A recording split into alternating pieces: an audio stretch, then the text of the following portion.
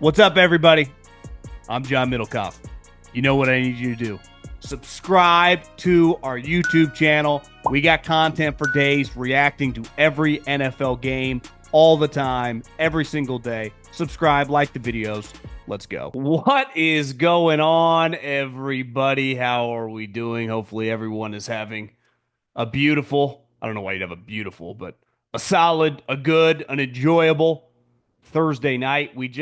I think that's one of the better Thursday night games of the year. Jim Harbaugh, Justin Herbert, and Gus Edwards with a massive run that essentially sealed the game. Beat the Denver Broncos at SoFi Stadium. And now you got two teams that no one thought were going to be any good. Both have 9 wins. The Broncos' schedule is a little more difficult down the stretch than the Chargers, but I think we're looking at two playoff teams, two double-digit win teams, and we got a lot to talk about. So we'll dive into that game. There was an explosive, salacious story on Woodrow, which was my grandpa's name, Woodrow Middlekauff. Woody Johnson had quite the story today that I'm sure if you don't subscribe to The Athletic, I'm sure you have seen bits and pieces of it aggregated, whether it be on television shows, YouTube shows, wherever you consume your content, obviously on the Twitter, Instagram of Woody Johnson and his son Brick, which is, I kind of enjoy that name, Brick. This is my son Brick. But yeah, that's some funny lines. So we'll dive into that. Of course, it's Fugazi Friday, so a couple Fugazis as we head into the college playoff weekend. We will be we're working here the next like 5 days. So we got games galore. We got Notre Dame tomorrow. We got 3 games on Saturday, as well as 2 NFL games. Mahomes. No one avoids a catastrophic injury like Patrick Mahomes. I mean, it's like, is he going to play the rest of the season? And then like 3 days later, he's completely fine. Matt Nagy's like, yeah, he looks completely normal at practice. It's crazy. I mean, it really is. Nobody, in the NBA, it's often like certain guys, when they go down, you're like, is his career over? And they often get right back up, and 5 minutes later, they're back in the game. With quarterbacks, and I just think in football in general, you got a pretty good idea when a guy gets bent, a guy gets hit from the side. You're like, geez, that's going to be a minute. And Mahomes, I don't know what he's doing, but he must be really flexible, because if that happened to me, that happened to you, that happened to 99% of human beings, including NFL players, I feel like their leg would snap, but he's alive. So we get Patrick Mahomes on Saturday. I'm not complaining. But before we dive into some football, you know what's right around the corner? This little thing called Christmas, as well as this little thing called Hanukkah. They've both been around for a little bit, and they're a time when we give out gifts. So if you want to give a gift, use my friends at Game Time, the official ticketing app of this podcast, #1 ticketing app in America, and the best ticketing app I've ever used. If you want to put, here's tickets to a playoff game, here's tickets to, you name it, opening day if you're a Mets fan or a Yankee fan or a Dodger fan, here's so-and-so's concert tickets. It will light your significant other, your dad, your brother, whoever you want to take care of this holiday season. Just do it with my friends, because take the guesswork out of buying tickets with Game Time. Download the Game Time app, create an account, use the code JOHN, JOHN, for $20 off your first purchase. Terms apply. Again, create an account and redeem the code JOHN, JOHN, for $20 off. Download the Game Time app today. Last minute tickets, lowest prices guaranteed. It's funny. I mean, for a large portion of that game, it felt like Denver was going to win. And I had the television muted right around halftime, when it felt like, it was just going to go to half with them being down 21-0. And then I look up and I see that kicking play, and I had to text people like, what the hell just happened? It's the first time it's happened or been converted since 1976. It's a 100-year-old rule. But then, even down the stretch of the game, Harbaugh finds a way to win. And Justin Herbert, who, of all the good players in the league, feels like he gets like the Kirk Cousins treatment, right? Brock Purdy, Dak Prescott. It's like, guys, he's in the group with Mahomes, Allen, Lamar, and Joe Burrow. Like, that's the crew that NFL people talk about him. But there are a couple arguments that like I just don't waste. I don't have the energy anymore to even argue with other people. Now, after Jim Harbaugh won the Super Bowl, or not the Super Bowl, but the NCAA championship last year, like he did get the monkey off his back that he could win the big game. But I would say for a long period of time, he was a very polarizing individual. It's like, how good is he? I don't know. Really freaking good. Now, in this situation, a lot like the 49ers situation, which he took over, a lot like the Michigan situation. Now, I would say Brady Hoke, I don't consider the guy a phony or a fraud. I mean, Mike Singletary got run out of an awful high school program like 5 years ago. And Brandon Staley is one of the most fraudulent individuals I have ever seen in the history of humanity. He would be up there with a lot of politicians and scam artists. I was listening to my guy Tim Kawakami's podcast today about the 49ers, and he expects Brandon Staley to not be on the staff next year. Obviously, you talk about toxicity. It's like, get that guy away from us. Bring that guy in, you lose. They won 5 games last year. This franchise was a joke. I mean, an absolute train wreck. And they had been trending in this weird direction of not knowing what they were doing, and Brandon Staley was at the helm. And you remove him and you bring Jim Harbaugh in, the identity was set from the jump. It's why I'm kicking myself. I told everybody I'm betting on this team to make the playoffs. I'm betting on this team to make the playoffs. Everyone's like, they don't have enough skill guys. Like, have you guys watched Jim Harbaugh coach football? Like, he's one of the rare guys that doesn't really need wide receivers to win a lot of games. I don't know how he does it, but he does it. And this year, but it goes back to March and it goes back to April when he had 4 guys that made a lot of money. And everything in vogue is wide receivers, wide receivers. And listen, a lot of like tough-minded old school coaches invest in wide receivers. Kyle Shanahan drafts them all the time and pays them. It's like, what are you doing?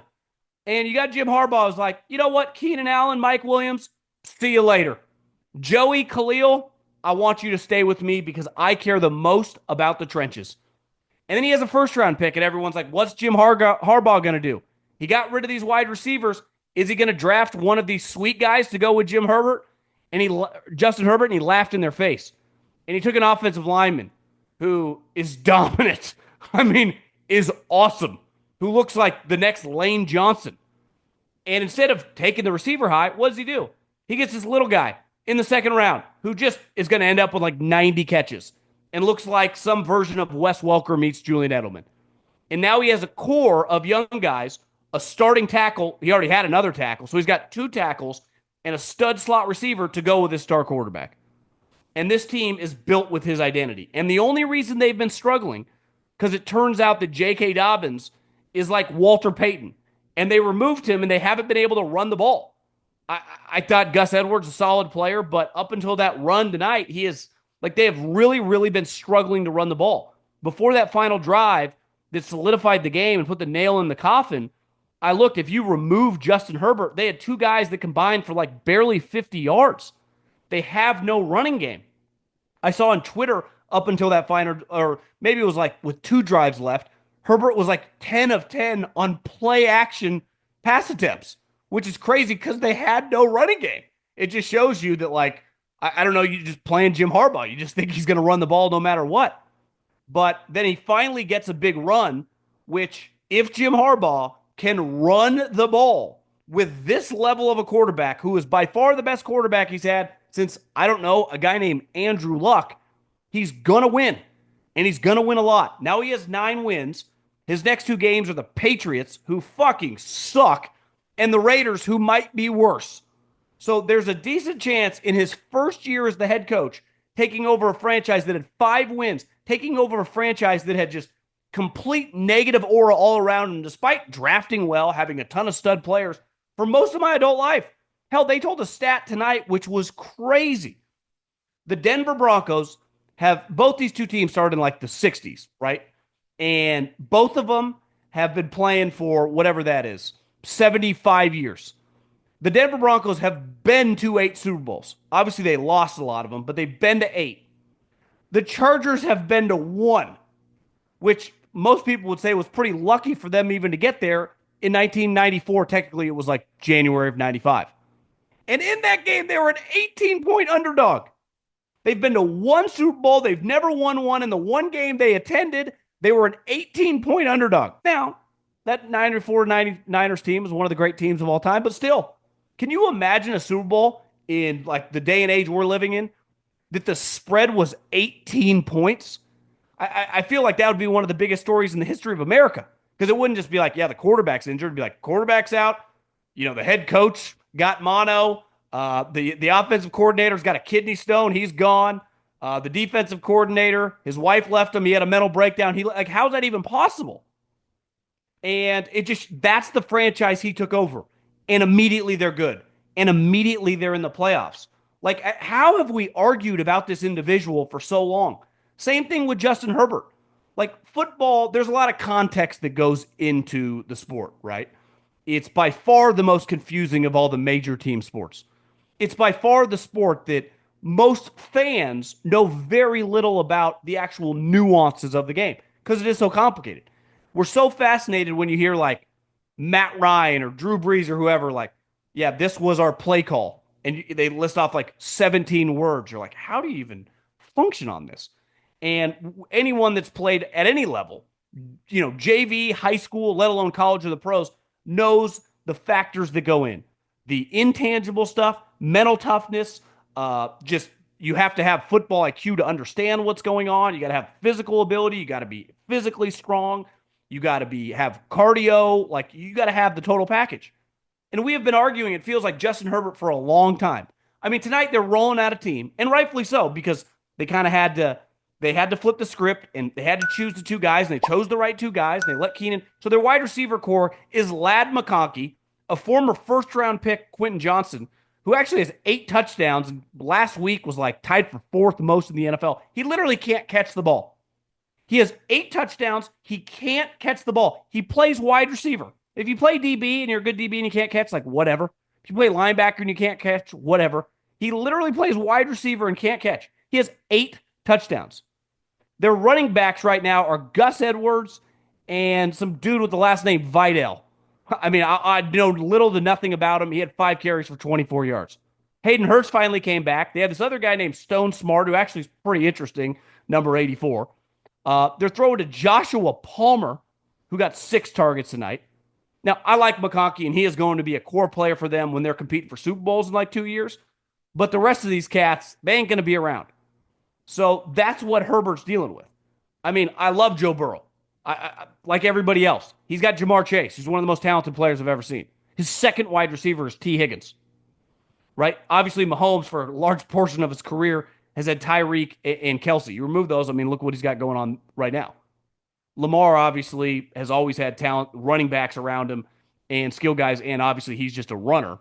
But, like, what are we arguing? Like, when we're just watching this guy play, there's nothing he can't do. He's like the light version. If he's Coors Original or Budweiser is Josh Allen, he's like Bud Light or Coors Light. Like, that's Herbert. He runs really fast. He is massive.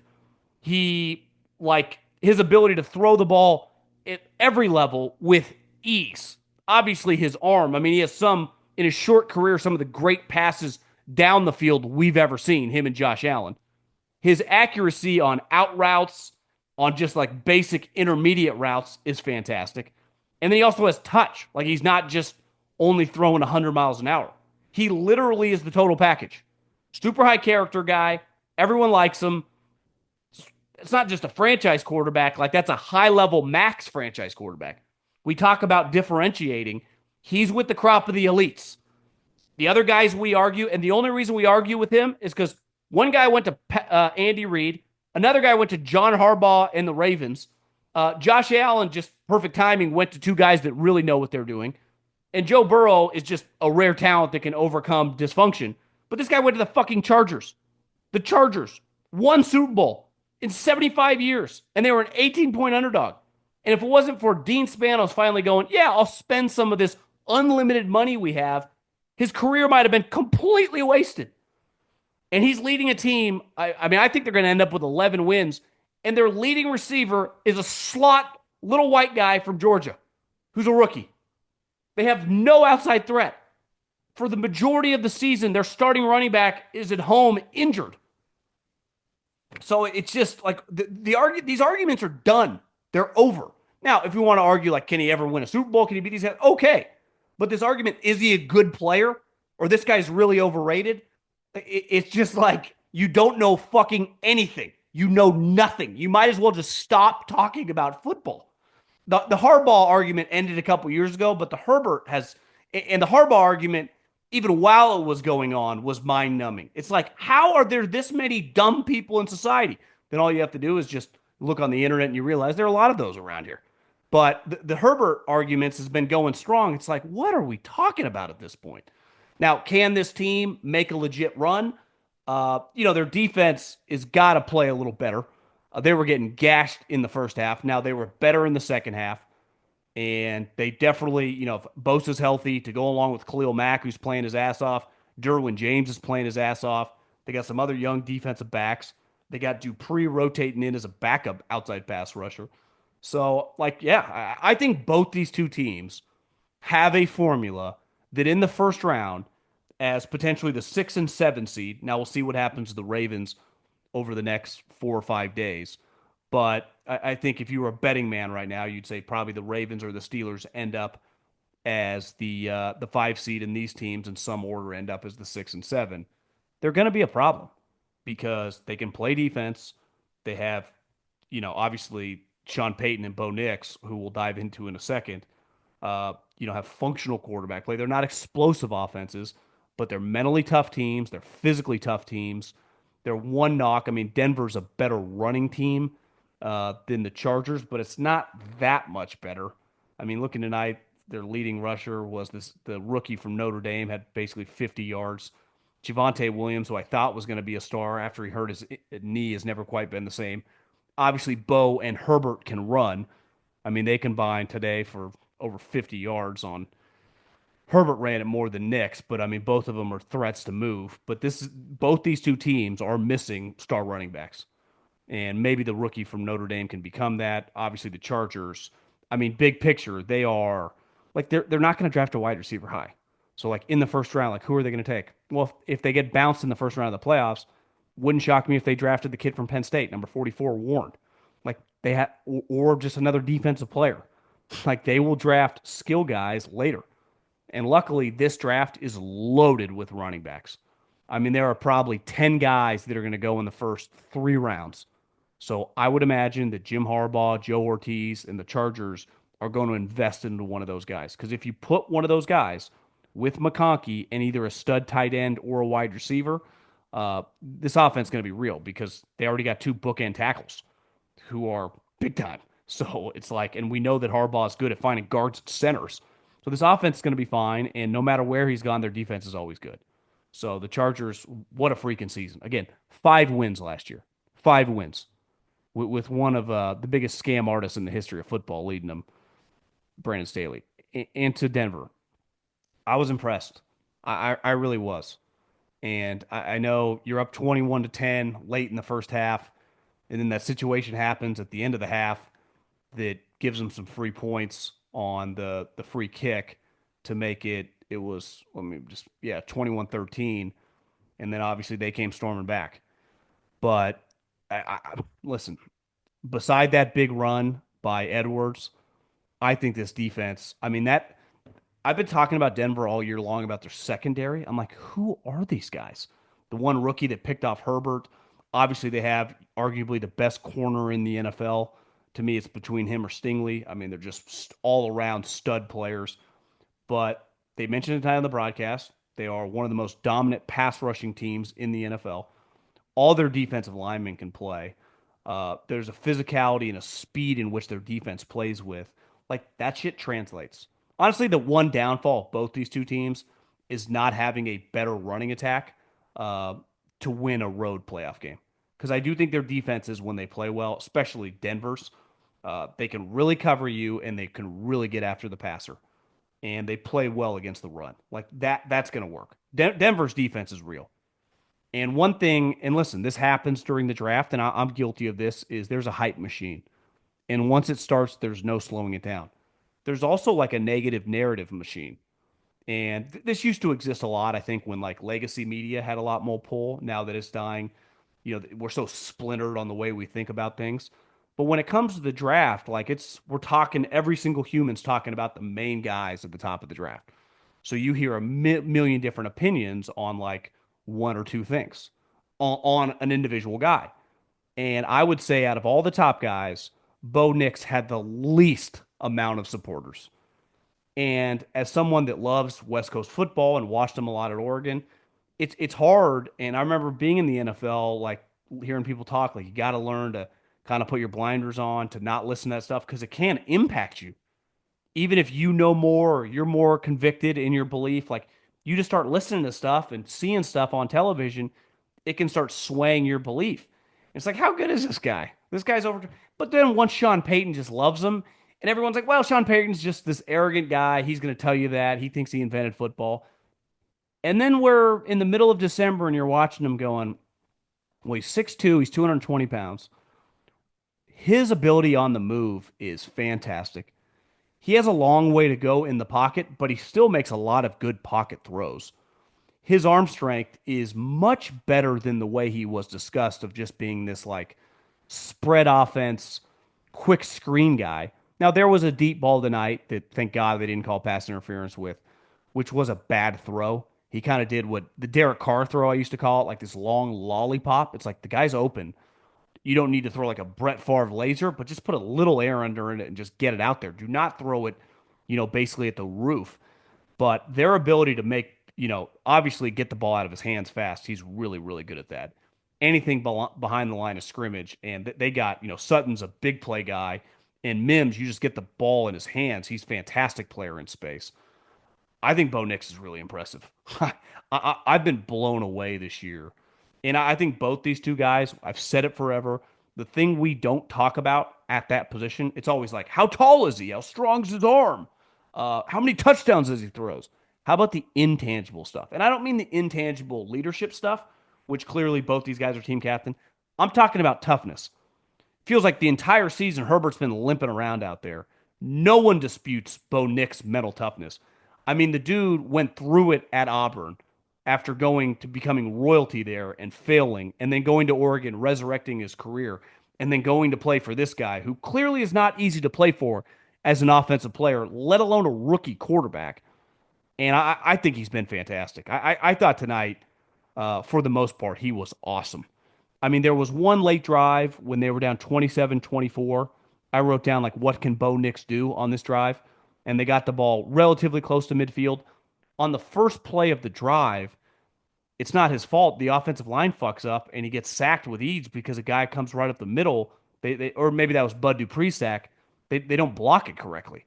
It was like a delayed tight end. He was going to the route. He blocks him originally, and it looked like Bowles was supposed to get over. He doesn't, and he just goes right to Bo Nix.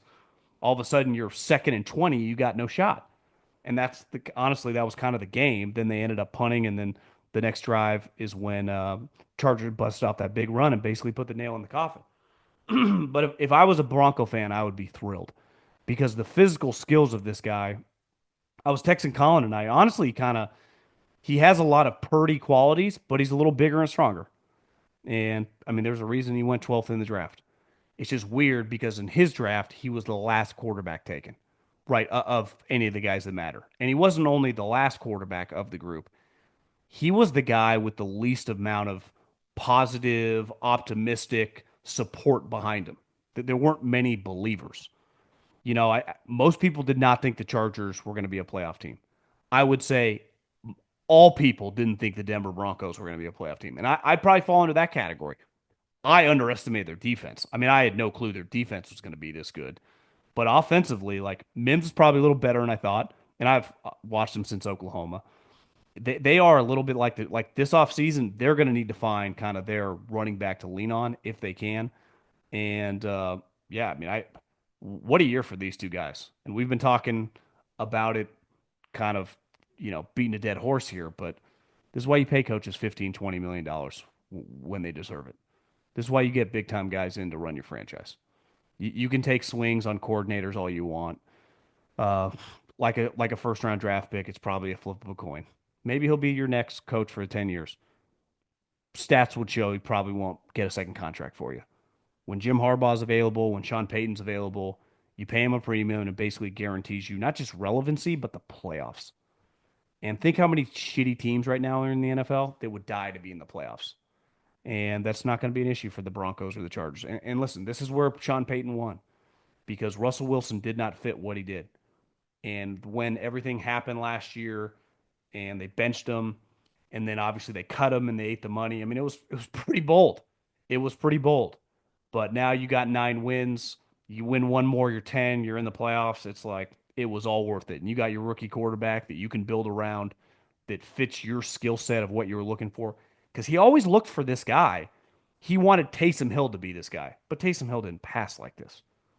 But he clearly wanted to transition from Drew Brees to more of that mobile guy. I remember early in this game, I was taking notes. I'm like, anytime they get Bo Nix moving, stuff happens.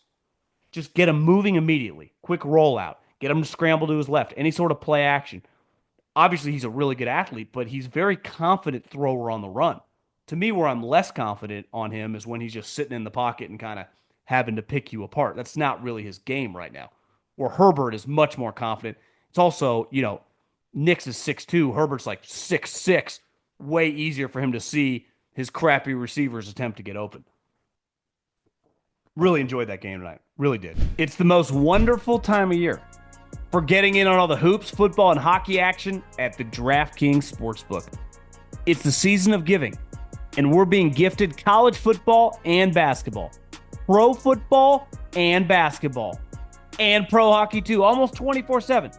So many games every day, so many opportunities to place your first bet. Try betting on something simple, like picking a team to win. Go to DraftKings Sportsbook app and place your bet. And here's a gift for all new customers. Bet $5 to get $150 in bonus bets if your bet wins. Download the DraftKings Sportsbook app and use the code JOHN. That's code JOHN for new customers to get $150 in bonus bets if your first bet wins. When you bet, just $5. Happy holidays from DraftKings. The crown is yours. Okay, a couple more things on this Fugazi Friday. We got to dive into Woody Johnson. And, Bill Simmons used to have this thing back in the day when he wrote for ESPN called the Tyson Zone. And it was essentially describing a situation in Mike Tyson, for example, you could not tell a story about Mike Tyson. This was like 20 years ago, that could be crazy enough that someone wouldn't believe it. Like you could be like, this is in the heyday of Mike Tyson, just off the wall behavior. Like Mike Tyson wrestled a cow, killed it, and just ate the raw meat and ate 90% of the cow. You'd be like, yeah, that probably happened. Right? You could say Mike Tyson jumped off a 10-story building and got right up and walked away and wasn't even phased. There's no story you could tell about Mike Tyson that you wouldn't believe. I think the Jets have entered that category. There is no story that can come out about Woody Johnson that people won't believe. And I've said this before. There's a nugget that's continuing in this about Joe Douglas firing the assistant GM Rex Hogan, and it was forced by Woody Johnson. I had been told by multiple people that's not true. That Joe Douglas wanted to fire him. That Joe Douglas and him had a bad, some sort of splintering of a relationship. Now, maybe it's true that Woody Johnson didn't allow him to replace the position, but I think sometimes, so I'm always hesitant when these stories come out like this one, because you're like, how much is this true? But it was so egregious, even if some of it, I want to believe it all. That this guy's son is telling him to sign guys or not to sign guys, or that we shouldn't trade for this guy or we should trade for this guy based on his Madden rating. That is incredible. I can't even tell you how much that made me smile reading that part of the story about Elijah Moore, or it was Jerry Jeudy's, whether it was short area quickness or Joe Simpson, the guards, awareness based on Madden ratings on Woody's son. But I've been saying this for a while, that this sounds absolutely insane.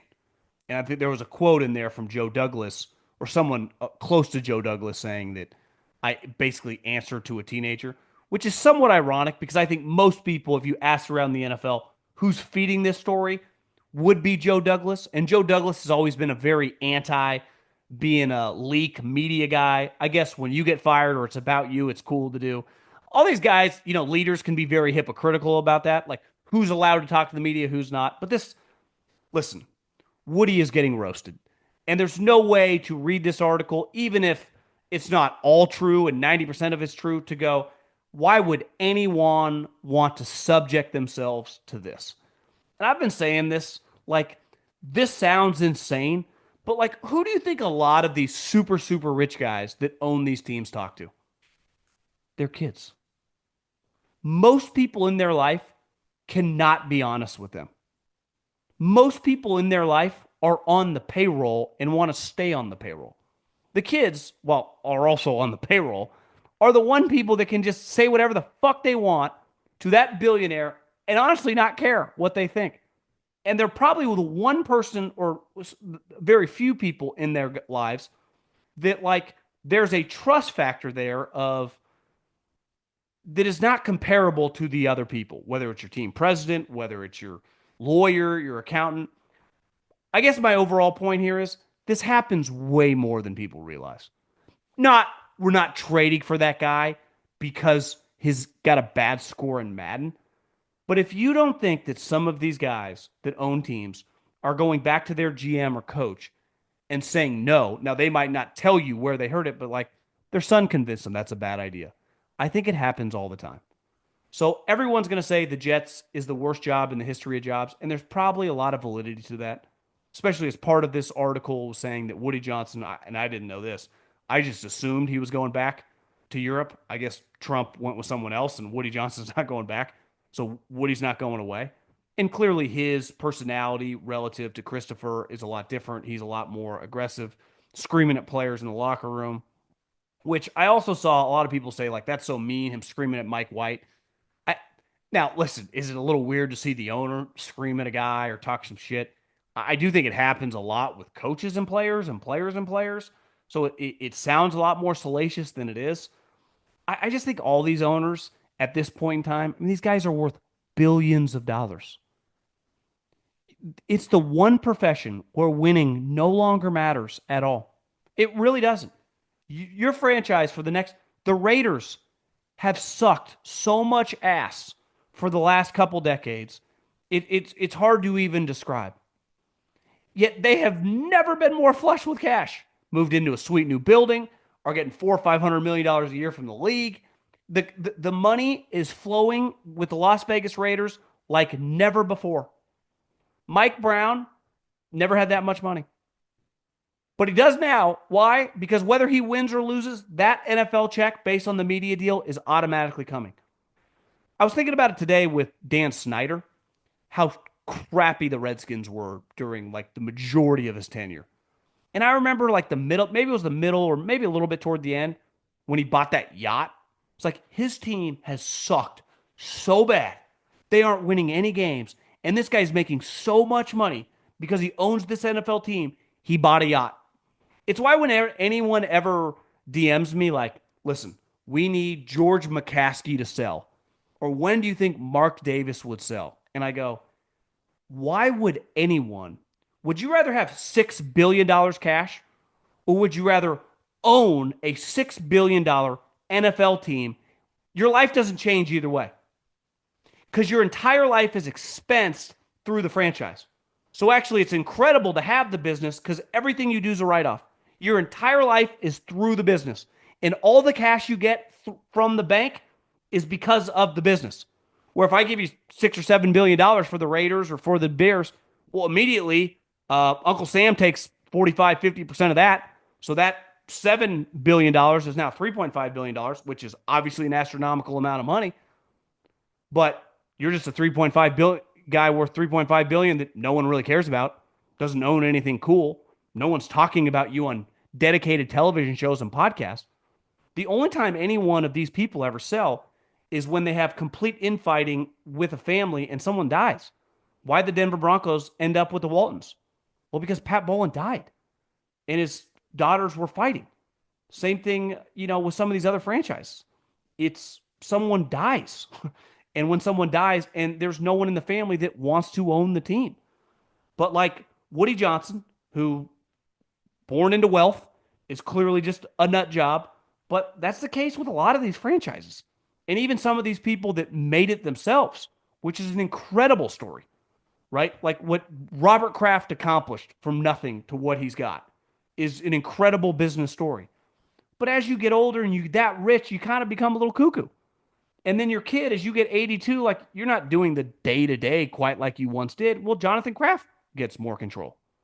Like, is there that big a difference between like Jonathan Kraft than Brick Johnson, beside one guy's 18 years old and the other guy's 50 years old? They all have fucking kooky, weirdo ideas. That's what you deal with. So I see all these people like, you can't touch the Jets. Like, this is what all these teams are. You are constantly hearing crazy things. Now, this, if this is true, based on Madden ratings, that would probably take the cake. But it doesn't change the fact of these requests you're getting from these owners. And it just gets to like, do you feel that you can find a quarterback, you can land a coaching staff, because you're going to have to deal with one of these nutty owners no matter what. Some are telling you can't sign a guy based on Madden. The other are saying you can't sign a guy because they just have a bad feeling about it. But it's all under the same umbrella. I really do think that. Even if the Jets and Woody might be at the top of the list, I think the difference between the top of the list and like the middle of the list is the gap is not that wide. It feels wide when you read things like this, but if you just polled 15 NFL coaches and GMs right now, I think they would have somewhat similar stories that they have to deal with, especially around free agency and the draft. And even during the season after bad losses, very relatable stories with shit like this.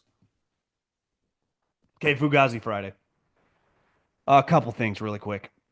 The Alabama athletic director put out a tweet last night essentially asking fans for money because unlike, the Oregons and the Ohio States and the Michigans, they don't have the high end donors that can compete at this NIL level.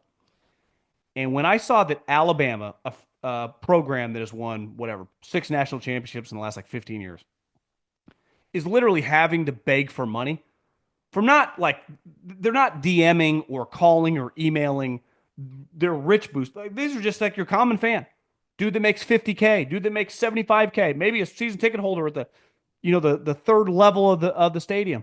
Like, hey man, can you give me money?